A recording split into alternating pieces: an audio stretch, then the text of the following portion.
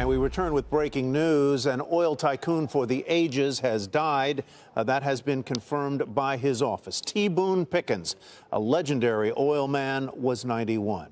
Let's take a look back at a real American life. I think the reason why I don't view myself as a workaholic is because I love to work. In the media, he was known as T Boone Pickens, the corporate takeover raider from Amarillo, Texas. To friends, he was just Boone. But to everyone, he was a master of reinvention, both personally and professionally. Born in Oklahoma in 1928, Thomas Boone Pickens was a businessman from the start.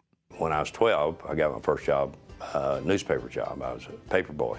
I always had money after that in my pocket, and it was a good feeling. He graduated from Oklahoma State University with a degree in geology and went to work for Phillips Petroleum.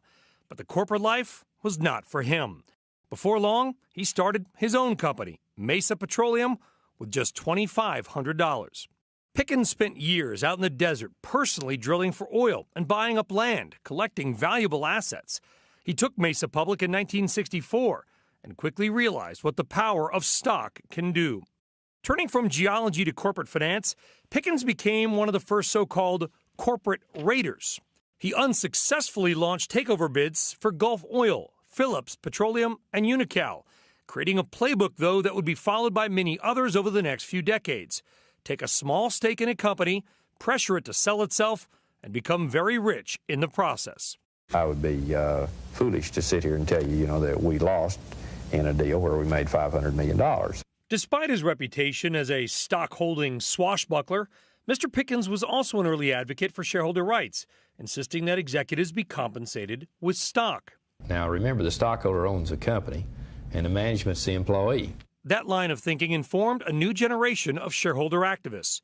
In 1997, at the age of 68, Pickens started his investment firm, BP Capital, one of the first energy-focused hedge funds.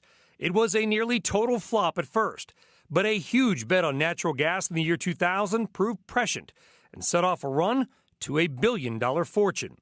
In July 2008, he self-funded a $100 million campaign aimed at making America energy independent.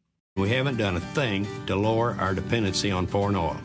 Though the Pickens plan never reached the scale he wanted, Pickens has been instrumental in creating a line of natural gas-powered vehicles and a company called Clean Energy Fuels.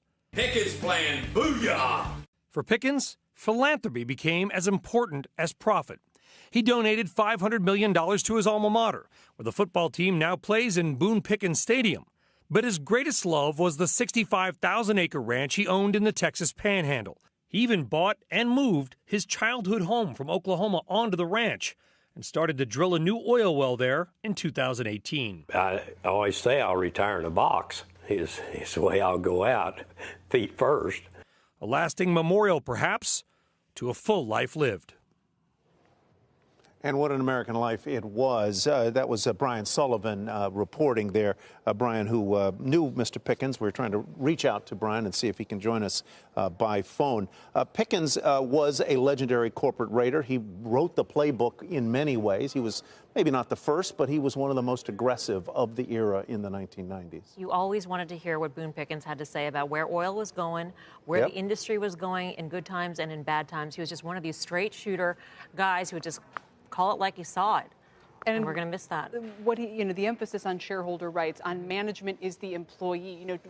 Just when we've had the business roundtable sparking a renewed discussion about what structure should be appropriate for this day and age. I mean, to go back and look at how many different eras he seemed to either start or signify is pretty extraordinary.